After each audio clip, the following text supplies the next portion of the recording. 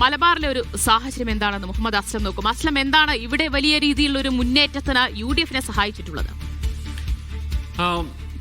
വലിയൊരു UDF തരംഗം ആഞ്ഞടിച്ചതിൽ ഏറ്റവും പ്രകടമായത് ഒന്ന് കോഴിക്കോടാണ്, രണ്ടത് മലപ്പുറത്താണ്, ഒന്ന് പാലക്കാടാണ്. അതോടൊപ്പം തന്നെ വയനാടും ഇതിൻ്റെ ഒരു ഈ UDF തരംഗത്തെ അടിച്ചു എന്ന് തന്നെ പറയേണ്ടി വരും. അതേസമയം തന്നെ ആ തരംഗം വലിയ തോതിൽ അടിക്കാത്ത രണ്ട് ജില്ലകൾ കൂടി വടക്കൻ കേരളത്തിലുണ്ട്. ഒന്ന് കണ്ണൂരാണ്, രണ്ട് കാസർഗോഡാണ്. കണ്ണൂരിൽ കോർപ്പറേഷൻ നിലനിർത്തുകയും ആ പഞ്ചായത്തുകൾ കുറച്ച് കൂടിയും ചെയ്തത് മാറ്റി നിർത്തി കഴിഞ്ഞാൽ വലിയ തോതിൽ LDF-നോട് പരിക്കേൽക്കാത്ത ജില്ലയാണ് കണ്ണൂർ.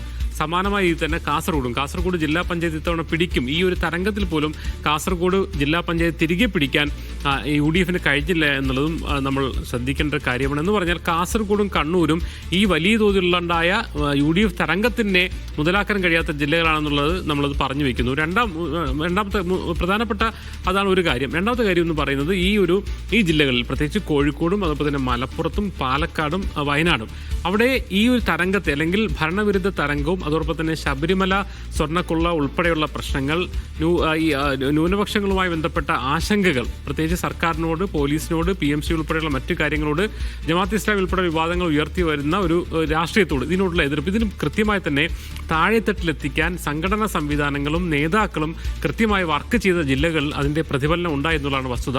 കോഴിക്കോട്ട് നോക്കുമ്പോൾ DCCയുടെ ഭാഗത്ത് തന്നെ കൃത്യമായ മോണിറ്ററിംഗ് ഉണ്ടായി, പ്രവർത്തനം ഉണ്ടായി. ഷാഫി പറമ്പിൽ എന്ന് പറയുന്ന ഒരു പ്രധാനപ്പെട്ട നേതാവ് വടകരയിൽ വന്നതിന് ശേഷം കോഴിക്കോട് ജില്ലയിൽ തന്നെ ആകെ ഉണ്ടായ ഉണർവ് ആ സ്ഥലങ്ങളിലൊക്കെ തന്നെ പ്രത്യേകിച്ച് വടകര മേഖലയിൽ, വടകര പേരാമ്പ്രയിലൊക്കെ കാണാൻ കഴിഞ്ഞു.